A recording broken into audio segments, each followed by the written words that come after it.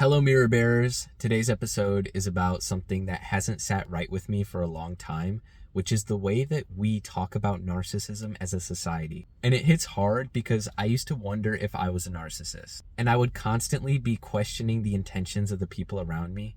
I'd be thinking to myself, are these members of my family narcissists? Are these coworkers at work narcissists? These people that I see online in social platforms, are they narcissists?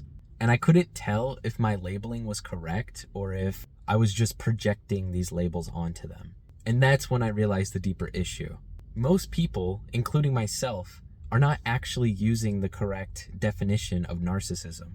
Society doesn't understand what narcissism really is. And that's when I started watching a lot of videos on narcissism. Robert Greene has a lot of stuff on that in the 48 Laws of Power, which I fundamentally disagree with the principles in those books, but it is a good, accurate representation of what narcissism is. Another really good resource, if you guys want to understand narcissism well, which there's nuance to it, and there's some areas where I disagree with him.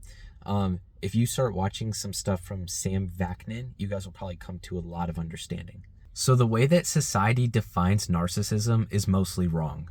We're told that it's like a rare fixed personality trait, something genetic. We're told that people are mostly born with the narcissistic trait, or they're not.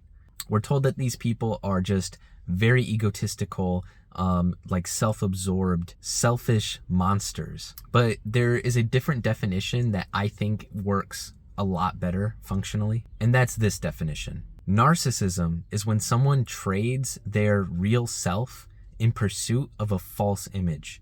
Under this definition, narcissism isn't a personality disorder.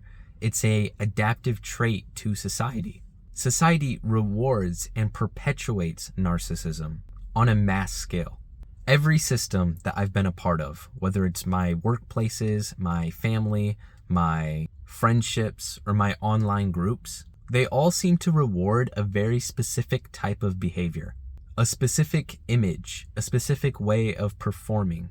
And if you don't fit this image, you don't get punished directly, but you do stop being seen by them. Think about how the school system rewards people for being extroverts. And then you get a bunch of people performing extroversion, even if that's not their natural form of being. Think about how social media rewards charisma.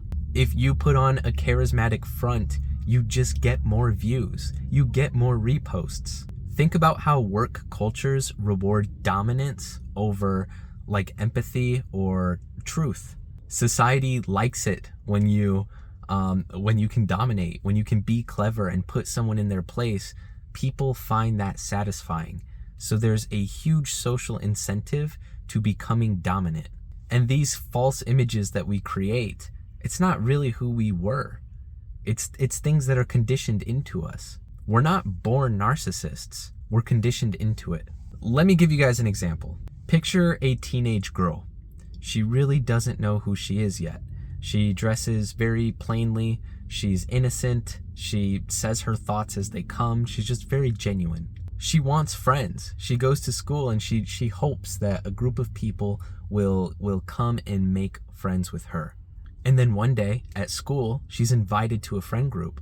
She's excited, so she accepts. And she notices when she sits down with these girls that they are all laughing at each other a lot. They're complimenting each other. They're speaking in coded language. You know how some friends will be like, oh my gosh, you're such a bad bitch. Like something like that.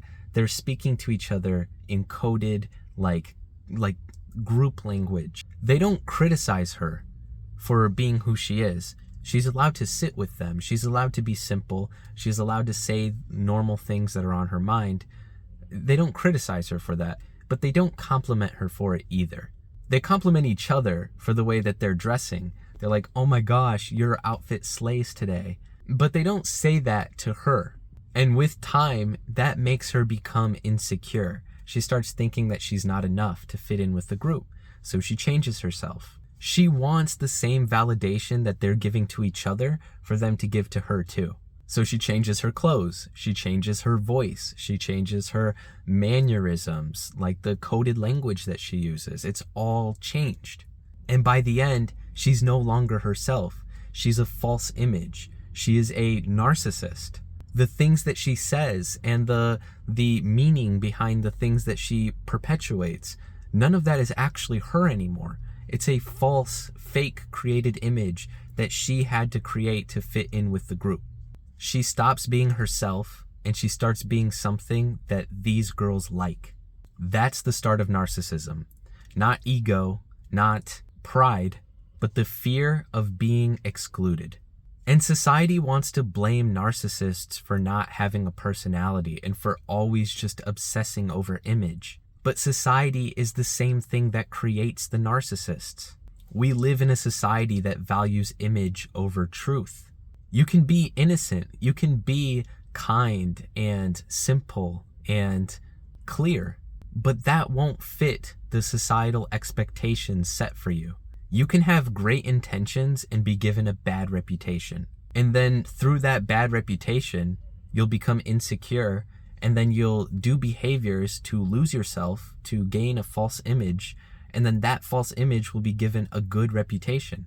And then you will become obsessed and addicted to the validation that you get for that false image, further perpetuating the cycle and forcing you to behave more and more like the false image and to lose more and more of yourself. And the more you undergo this process, the more narcissism solidifies. So what's the cure? The cure is to stop caring about validation. It's to do things based on principles, to do things based on what is good for you, what is good for the group. I'm not saying that collectives are inherently bad, but collectives are, there's a certain quality to collectives. They're either perpetuating goodness and truth and real self, or they are perpetuating fake identities that don't bring an inherent good and that cause people to lose their sense of self. We don't fix narcissism by shaming people either. Because when we shame people, we cause them to want to identify with something else even more. The real opposite of the creation of narcissism is the creation of true self, which happens through empathy. It happens through telling people that they can be themselves and allowing them to be that without shaming them. We fix the environmental conditioning by creating new environments where people aren't afraid to be who they are. If this resonated with you, please subscribe. We're not just decoding society here. We are rebuilding it, one mirror bearer at a time.